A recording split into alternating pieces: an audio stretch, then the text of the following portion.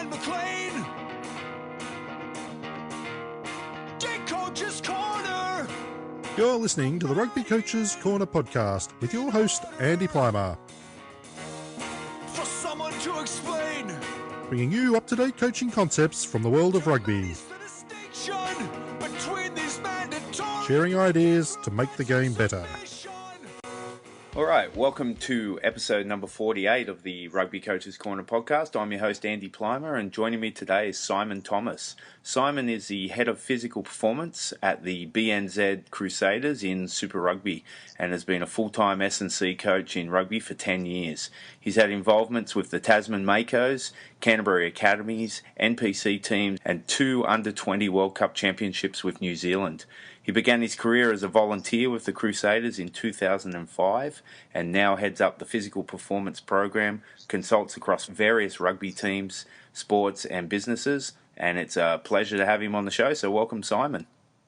Pleasure to be here. Thanks for having me. Yeah, no worries. So obviously you're coming off a fairly awesome year with the Crusaders, but before we get into that, what's a bit of a background of you as an athlete, and then how it kind of transferred into getting into the strength and conditioning industry or profession? Yep. Well, for me, look, I played a whole lot of sports from a young age, but obviously growing up in New Zealand, rugby's a big one, and I certainly played that from right when I first could. I only really played to a sort of a medium sort of level and club and representative, and not to a high level, and didn't take me too long to realise that my calling was still within the sport, but not as a player.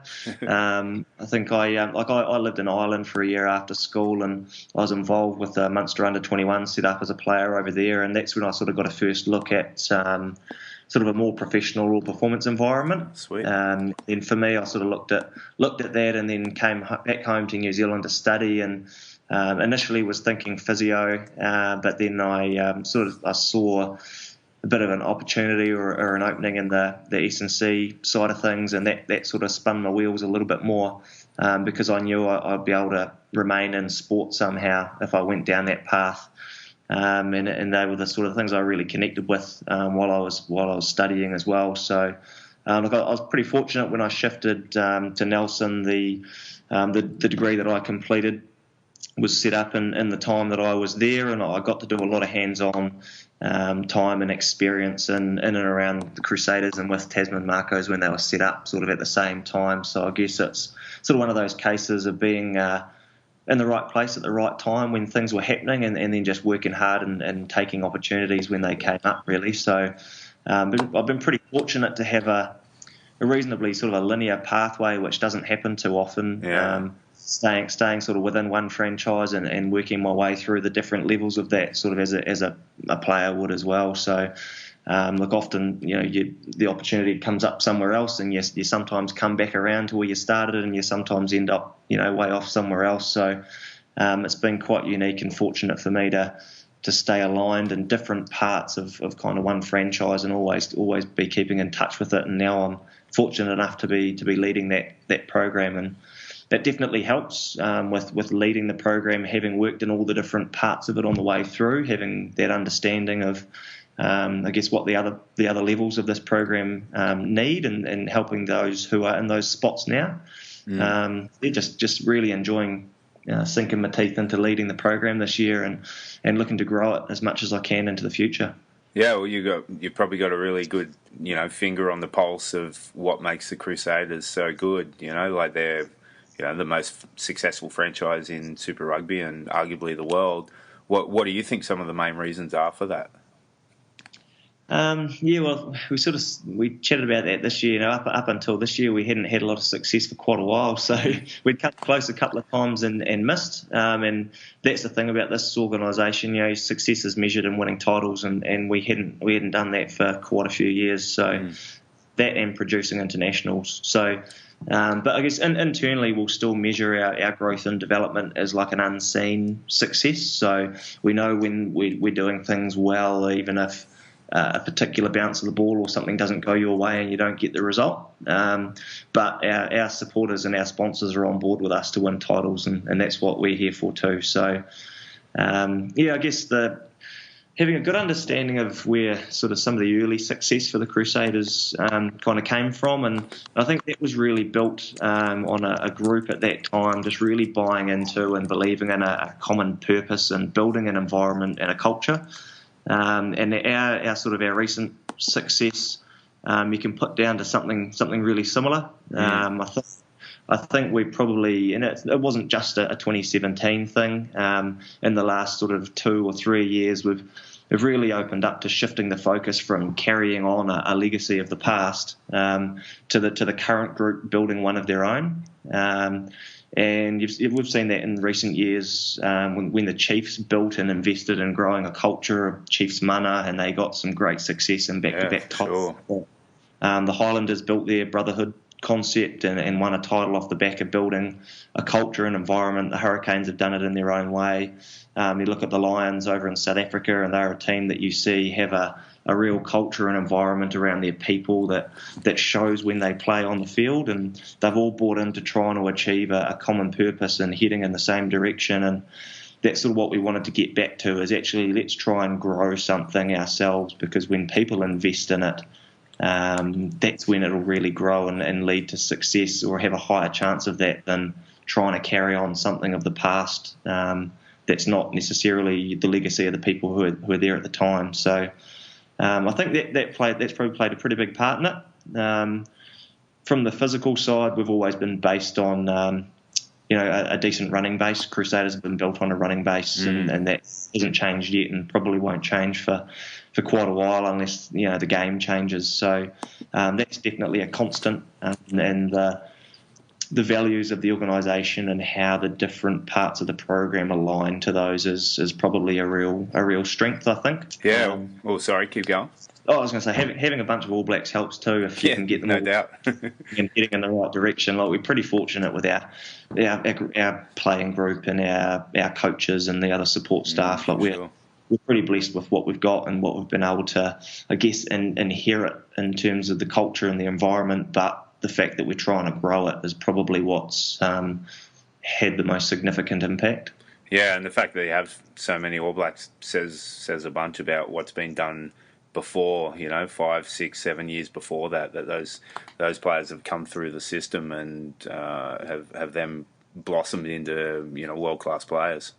Yeah, absolutely. I think we're fortunate that we've got a really good recruitment and development structure. So we've definitely got Crusader All Blacks who are born and bred in Christchurch and the wider Crusader region, but we've also got guys who have they've been recruited into our area either in Tasman or Canterbury, after school, and then developed through our academy process. And so there's a really good development structure there, and you can't bring them all through, and you can't give them all jobs. And so guys end up becoming Highlanders and Chiefs and Hurricanes, and that's just the reality. But we're definitely fortunate with the hit rate and the success rate of our academy in terms of developing Crusaders and All Blacks, and that comes to picking the right people and then just putting the right things in around them. Yeah, for sure. And obviously an awesome season this year, winning the Super title over the Lions in South Africa. Also a pretty amazing year for New Zealand rugby as well, with the British and Irish Lions tour. What were some of the challenges this season with those kind of the long Super title and long Super Championship, and also the Lions coming on tour, and how did you approach those challenges? Yeah, it was definitely an enjoyable campaign, start to finish. I think we identified what we wanted to achieve right at the beginning, and everybody played their part in that, from players right through management and the rest of the staff in the organisation. So we knew what we wanted to do and how we wanted to go about it, and everybody stayed on board with that. And the reality is we were going to have All Blacks involved in a Lions tour in the middle of the season. So that was always there, and you just have to accept and acknowledge those things and find the best way to work around it. And that comes from, I guess, that's kind of the main challenge, is we share players between the All Blacks and the Crusaders. And so they enter the pre-season late because they've been on an end-of-year tour and they need a mental break. And then there's always an international window, and when it's a Lions series, it's a big thing. So that just takes really good communication and alignment between ourselves and the staff with the All Blacks. And most things within New Zealand rugby are really well driven to producing successful All Blacks. And then we have our ways that we want to achieve success within our campaign as well. And I guess it's coming to the realisation that those two things don't need to happen in isolation. And we need to set the same goals with the same player between us. So we have really good communication between ourselves and the All Black staff, and they're not telling a player to be 5Ks heavier than we're telling them, and we're talking constantly around that and making sure that the player just gets one message, because what makes them an exceptional All Black will make them an exceptional Crusader and vice versa. So as long as we sort of manage any individual things with that player throughout the year, there's no reason why they can't be at their best when it's needed, which is both for us and for the All Blacks. So I think the communication and the alignment between the staff and those two setups is probably the critical part there, especially when you have as many of those players as we do. And then those individuals being invested in that process and talking to them and having them on board, so they understand that it's about them and we're helping them achieve what they want to achieve in both jerseys. And then that we both, all three parties, are on the same page around how we're actually going to try and achieve that. The reality of that June test window is it interrupts the Super Rugby campaign and it interrupts momentum in a lot of different areas, but it's a reality of the current season. So everybody gets hit by it. You've just got to be the best at negotiating and managing it for what suits you. So until the season changes in a couple of years and it's a little bit more clear cut and Super Rugby goes until the international season starts. Yeah. I think this probably 2018 is probably the last year of that. I don't know if there's an just window during a World Cup year. So I think those key principles also help in things like the World Cup year when there's a pretty big carrot at the end of it, to make sure that the two things actually go hand in hand. They're not competing. So it's really interesting what you're saying there. Like it's one of the things you hear a lot about with New Zealand rugby is that it's a centralised model, that it's for want of better words, top down. That NZRU is in constant communication with the super franchises, and everyone's singing from the same song sheet. Do you think that's has proven to be a big advantage for New Zealand rugby in the past couple of years? Yeah, well, it's definitely fit. It's definitely fit for us. I know the benefits are whenever a player goes into the All Black environment, they come back to us having experienced that high level of understanding of the game, and they've run inside a really good program and they've played at a great level. They're a better player. And then when it goes the other way, I mean, every Super Rugby coach and S&C coach and physio technically work for the All Blacks, because if they go into a test series and they've only got a week to lead into it, if they don't come skillful and fit and injury free from us, then they're not going to perform in a test 7 days together. So and so it'll be interesting to see where that goes and how it changes when there are two kind of separate seasons and you're a Crusader until you become an All Black, and then you're an All Black until you become a Crusader again. Those two windows where players won't be coming and going as much. So I think we'll still the same alignment and communication will still serve us well, but it'll happen differently because they won't be flicking between the two programs. They'll have two sort of structures to their year, I guess. So it'll be interesting to see how that adapts. But it's really been something that the way the season's worked has fit for both us and the All Blacks to kind of align that way, because when you've got two players within two different programs, if they're not getting the same message or heading in the same direction, it's just not what's best for the player or either team, really. So, in the NZRU staff, they do that really well now, and they, we stay in pretty constant contact, and we're all, like I say, singing off the same sheet, really, because it's about the players achieving what they're setting out to do. That is the be all and end all for why we're here, to help and guide them to get to where they want to go. Yeah, for sure. So back to the Crusaders. Notoriously, they've been pretty poor starters in terms of Super Rugby, but this year you guys put that to bed pretty quickly. What do you think were some of the reasons in the past why the slow start, and this year what were some of the things you tried to change to prevent that? Yeah, it's a tough question, that one. I think if we knew what, it definitely wasn't a plan to start slowly. And if we no knew, doubt. if we knew why it was happening, we probably would have fixed it earlier. But it's an odd one. I think I guess some of the things we did differently this year, we had more of a focus on nailing our rugby through the pre-season than just nailing the conditioning. Mm-hmm. And the flip side of that was, hey, we're not going to have as much of a heavy conditioning focus in the pre-season, but it's never going away. We're not stopping it in February. It's staying for the whole year. And the way you can start the year well, so many teams at Super Rugby level, guys come back to us from the All Blacks or from provincial, having only had 2, 3, 4 weeks off at the most. And they've ticked over physically pretty well because we've worked on plans to do that, so that they don't come out of condition. So we don't need to catch them up to speed too much in the pre-season, so we can focus on rugby earlier. And the better your players understand each other and connect with each other and know how to play their game, that can lead to a better start to the season, because you don't have the teething issues of trying to figure out how your attack or defence structures are working and things like that. So I think the emphasis on closer to a 50-50 blend of rugby and physical conditioning in the pre-season is helpful, rather than a physical block in the pre-season with not much rugby, and then an in-season block of lots of rugby and not much physical conditioning, which in other season models fits and works really well. I think because we don't have to play as much catch-up, like I said as well, we can focus on the rugby earlier, so it becomes...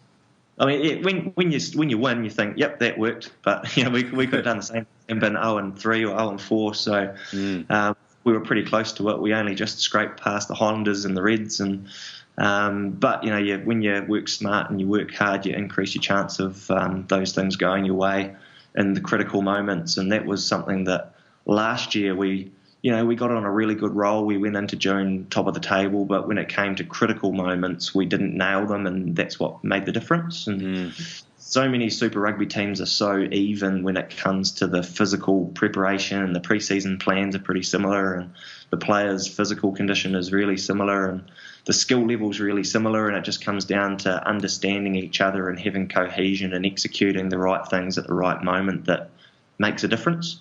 So we probably had a real focus on that. Not to say that we didn't work hard in pre-season, because we still got through plenty, because if you don't, then you're on the back foot. For sure. But that definitely continued through the early rounds, and then onwards through the season as well. Yeah, like when we were setting up this interview, you talked about, similar to that there was a big focus on constant improvement over the in-season conditioning over the 9-month campaign. How did you monitor that, and did you set targets for individual players, and was there a testing kind of regime that you went through? What was your role in that process?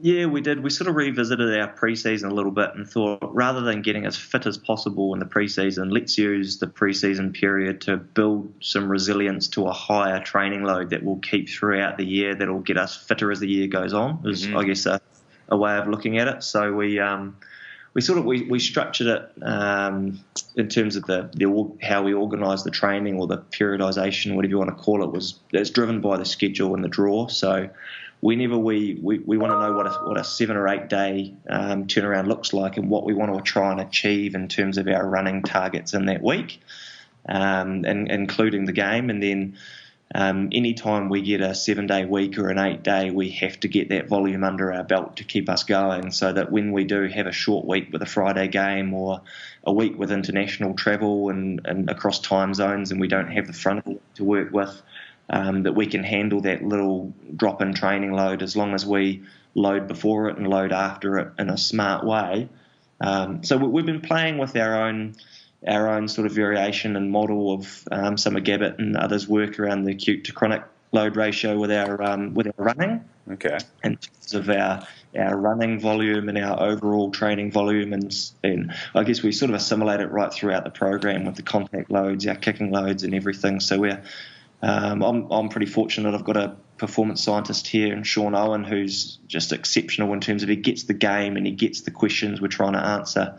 And we use really simple systems to give us a really clear picture of how we want to go about answering that question. So managing individuals, making sure that players get what they need to get out of each week in terms of running volume, repeat speed efforts, collision, and just ensuring exposure to all the different things that we need to get in the week that can appear during game time, and making sure that when travel or short weeks limit our exposure to that, those different things that we bank it before we get there and we top it up again afterwards, but we do it smoothly so we don't have massive spikes in training load or kicking load or collision load or anything like that. So we operate off GPS and then off the game stats that Opta give us around minutes played and collisions in game, and we're sort of constantly just looking at how we want to grow that but also simplify it, so we're only really answering the questions that we want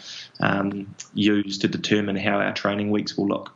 Yeah, and are those questions predetermined, or are they week by week in consultation with the coaching staff? Yeah, we have a full campaign plan around when we're going to work hard, when we're going to work for longer, when we'll work for shorter, based around what the schedule and the travel and things gave us.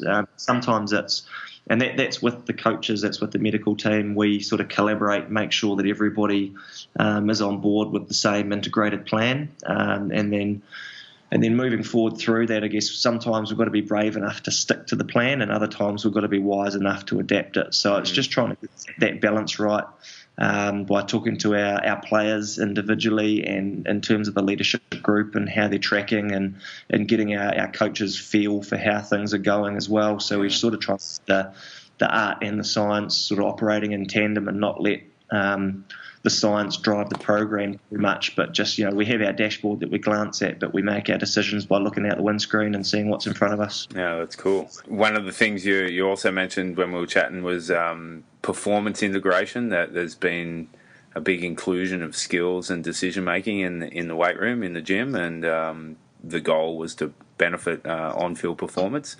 What does that look like if someone was to rock up to one of your gym sessions? What would they see there? For us, we're trying to take the walls down a little bit. So in a particular in a performance session where we're just looking to leave every session a better rugby player, not just a better athlete. So our coaches are in the gym. We're really lucky with the space that we've got in terms of having the sort of turf area alongside our gym that our coaches can operate on while our players are lifting, and also the fact that our coaches buy into what we're trying to achieve there. And I mean, they get hands-on time that they wouldn't normally get really if on top of the field time that they get with the players. So they're in coaching. It's a creative space. Sometimes it's got a bit of structure to it, and it's a group working with a coach on a small part of our game, whether it's a skill set of a front rower to catch, make a decision whether to carry, give a short ball, or chuck one out the back.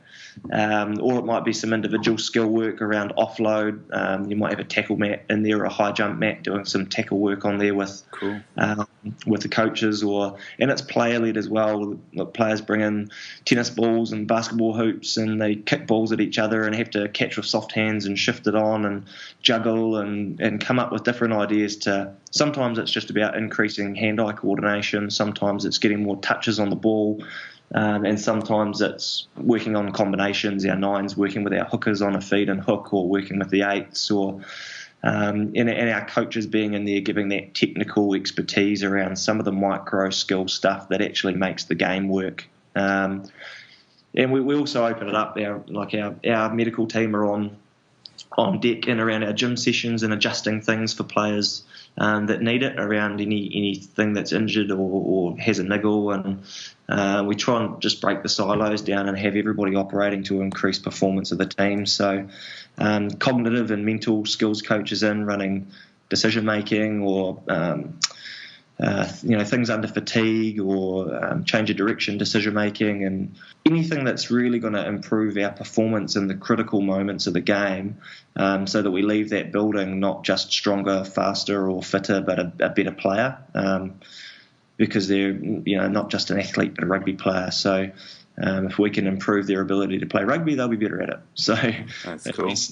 That's the sort of simple way of looking at it. Is I'm not too overly concerned about the amount of interference that we might get with strength or conditioning games, specifically in terms of the rest periods being random, or because like sort of say that somebody getting stronger in their squat is going to have a percentage difference to increasing their performance on the field, but not if they still can't catch, pass, or see what's in front of them. Yeah. So the way that all the things work in combination, the little bit that we might lose from the interference instead of just a pure strength program, we gain by developing better players. And your leg strength is only a tiny part of your on-field performance in a game with 15 players running around in different conditions underfoot and overhead, and a ref in the middle, and crowd noise and all those sorts of things. So it's the little bit of margin for error there, I feel is acceptable if we're going to get a better player in those moments that are just so open and chaotic. For sure. Yeah, and if the coaches are in there, no doubt you've got a breakdancing mat for Scott Robertson.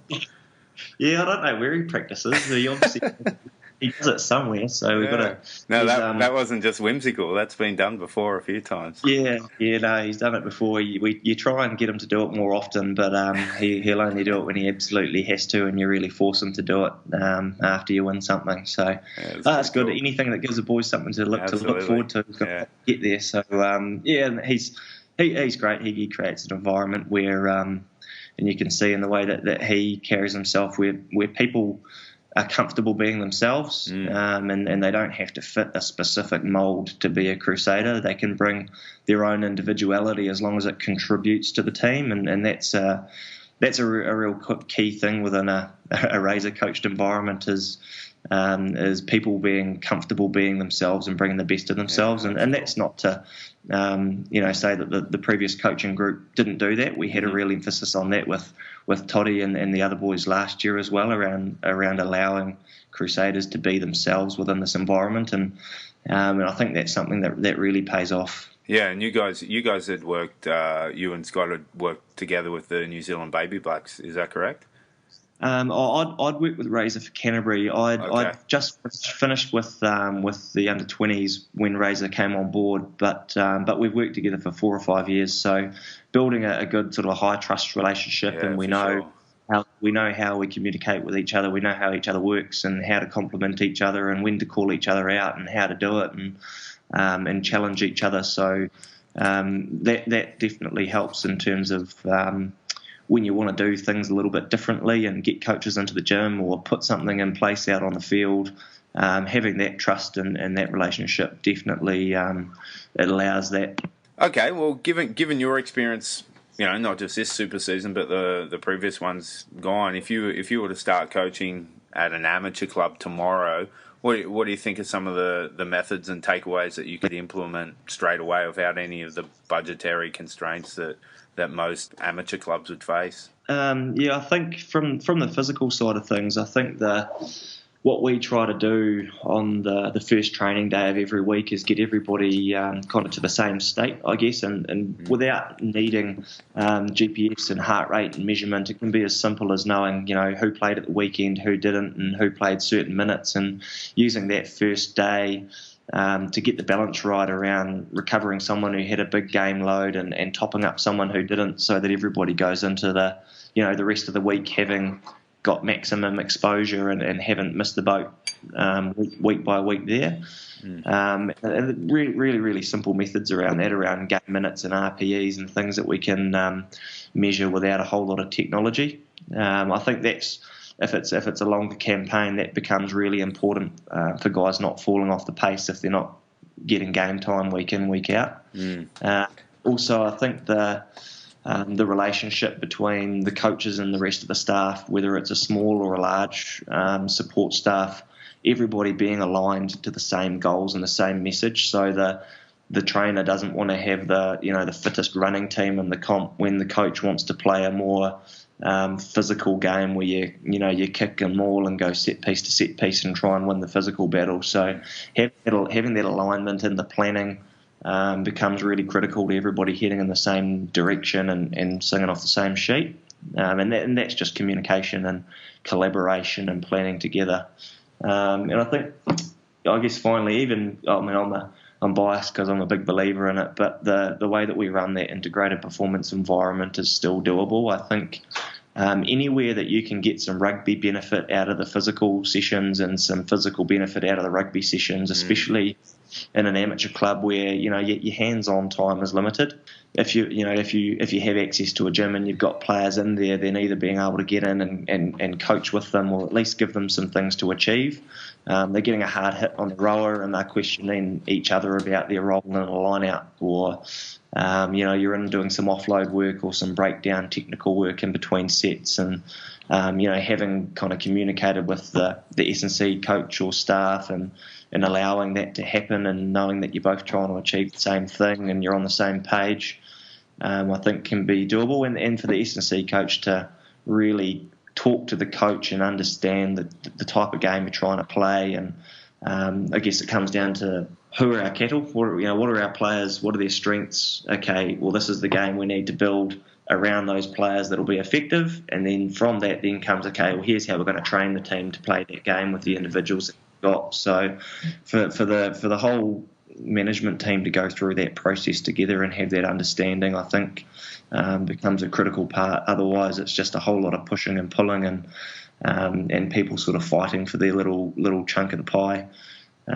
So I think to be able to integrate rugby into the physical content and physical output and physical goals into the rugby content becomes really important in a program with low resource and low budget. Like I was pretty fortunate to learn, with an under-21 sides and club sides and in Tasman with the Makos. We don't have budgets and we don't have GPS and you don't have access to the things that we have when you're with the Crusaders. But if you've got a group that's trying to do the same thing and you're just doing the simple things well, there's no reason why you can't be just as successful, if not more. Yeah, no, I agree. And every chat I have, I take something away from my own day-to-day stuff. And yeah, definitely, there's loads of transferable stuff, money and budget aside. So that's great.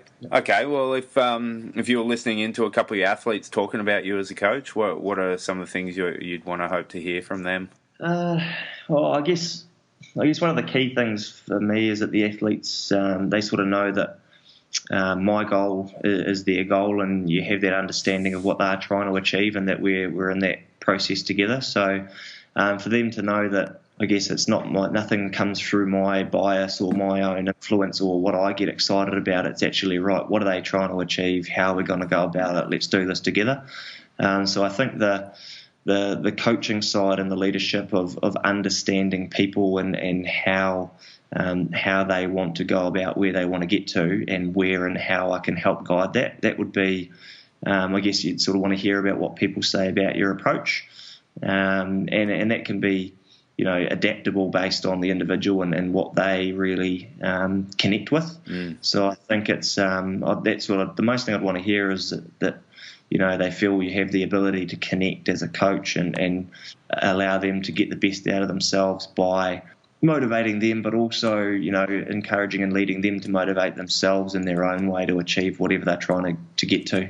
Okay, cool. And lastly, before we wrap it up, who have been some of the major influences for you in your career, both as, personal contacts that you've had throughout your journey, but also the textbooks that you've read and the training that you've done? Yeah, well, like most, it's countless really, and it keeps on growing. I think early on, while I was studying in my course, Claire Dellison, who she sort of ran that course, but also a great practitioner, and she worked with Tall Blacks in basketball and also at the Paralympics. And so some of the things I learned from her around nailing the simple things and communicating and connecting with your athletes, and her experiences out of some of the Paralympic stuff around, there's always a way. And it's just around finding the way to achieve what you're trying to achieve that becomes critical. Early on, when I was volunteering and observing with the Crusaders, Ashley Jones was on board here for most of that time, and a good friend and colleague of mine, and we keep in touch. At the moment, still even just around floating ideas, and sort of learned from him to always constantly try to learn and be really open with your information, and nothing's really the secret magic remedy. It's about how well you apply it and connect it with what you're trying to achieve with who you've got in front of you. So within the S&C side, they're definitely a couple of strong influences for me, alongside a lot of others that I've either kind of observed or worked alongside. Been fortunate to work with a lot of different coaches who have a lot of different styles, so that's probably the benefit there, is being able to have someone who's highly creative and somebody else who's really structured about what they do, and find out how to work with different types of people has been really critical. And I'm still learning with that every day. We've got a really good blend within our coaching group, Crusaders, so and they're learning to operate with each other, kind of better and better every week and every month, sort of, which is great. And then program-wise, I guess you kind of draw a little bit from everywhere and then put your own spin on it. And if you were studying, you'd probably get pulled up for plagiarism. But once you get out and get some practical work, it's kind of what everyone's doing anyway. Absolutely. Majorly reinventing the wheel unless they're coming up with some new fad trying to make money. So it's hard to pin down where you kind of pull things from. Like, I've been lucky to go and look at a lot of different environments, and I went to visit Exos and the Athletes Performance Days, and their structure and the way they went about their sessions and how they put programs together.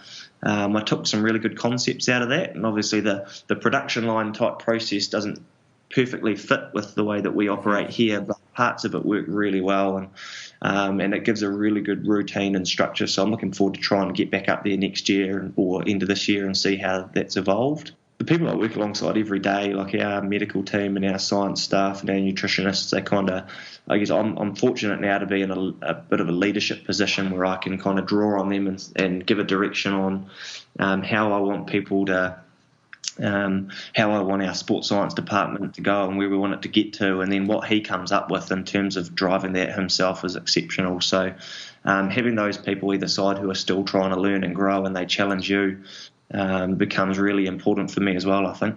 Yeah, great. All right, fantastic.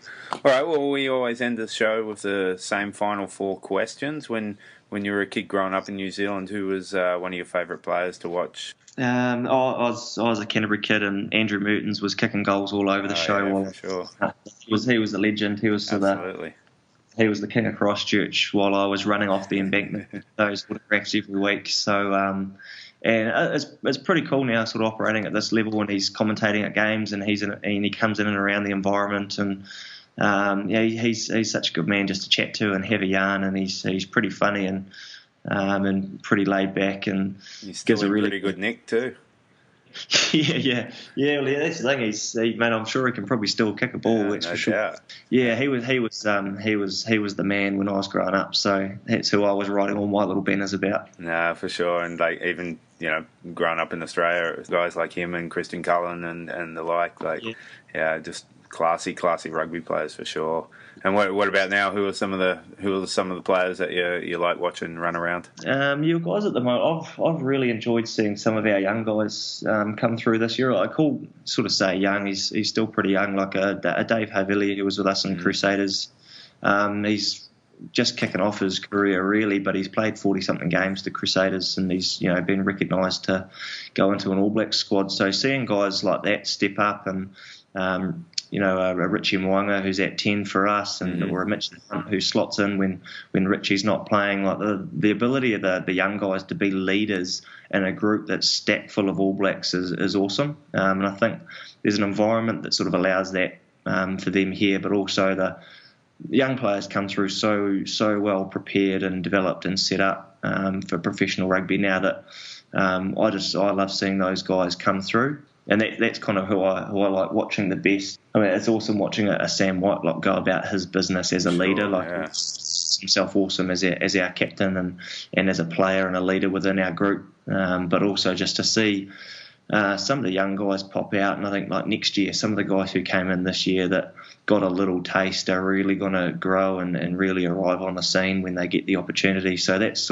that's the stuff I love to see. I always love watching the teams that I work with, so I get to cheer for Canterbury and Tasman now. So whereas I had to be the enemy against Tasman for the last 50 years with Canterbury, but now I get to kind of see and cheer for both and help across both programs. So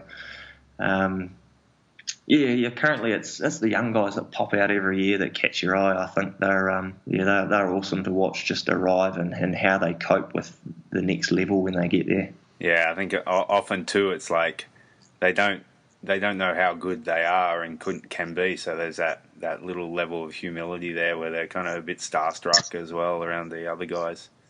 Yeah, absolutely. I think, like our All Blacks, we were really fortunate with the way that they operate in our environment, and not, it's a pretty equal environment when it comes to cool.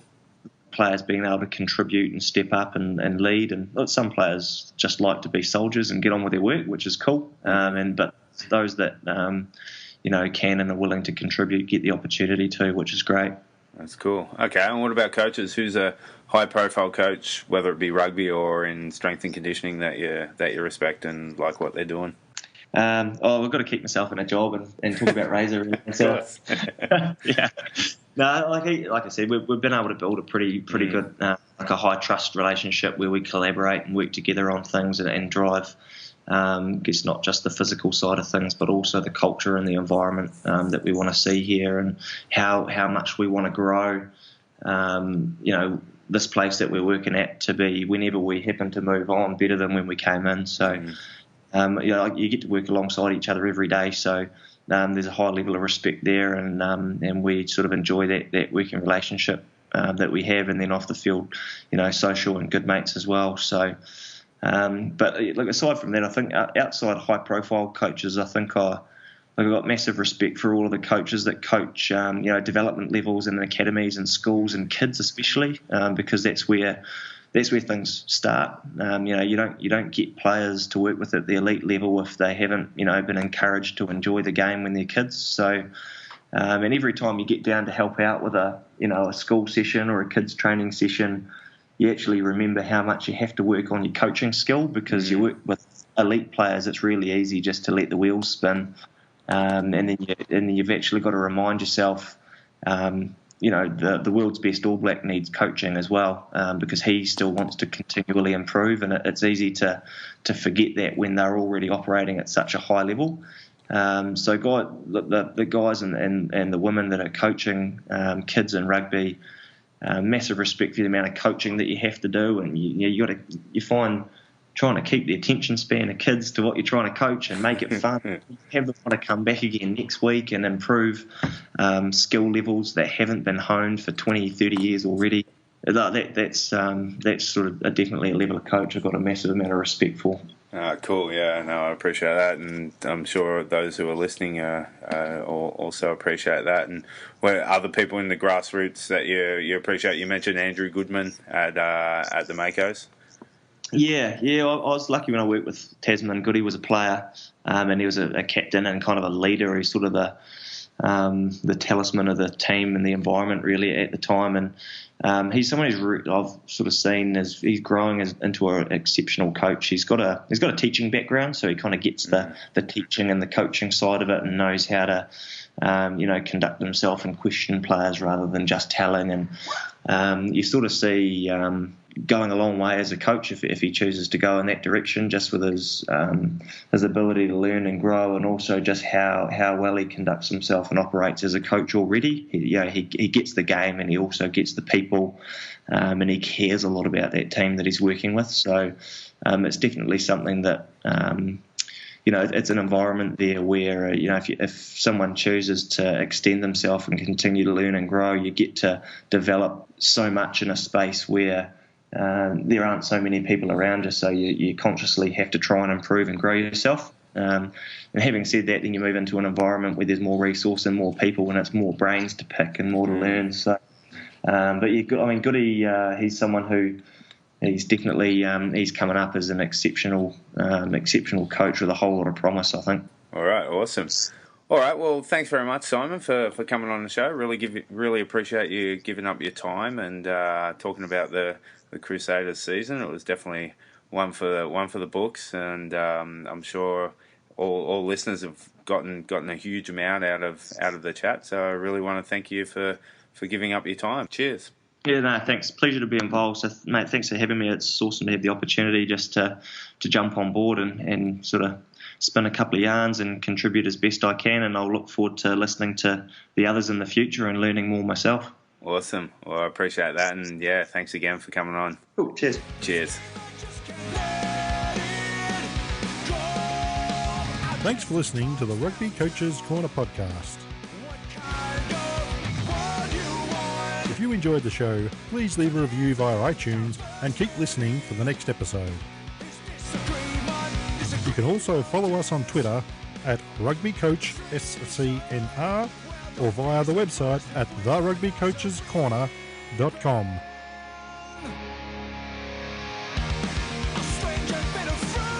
Until next time, keep sharing ideas to make the game better.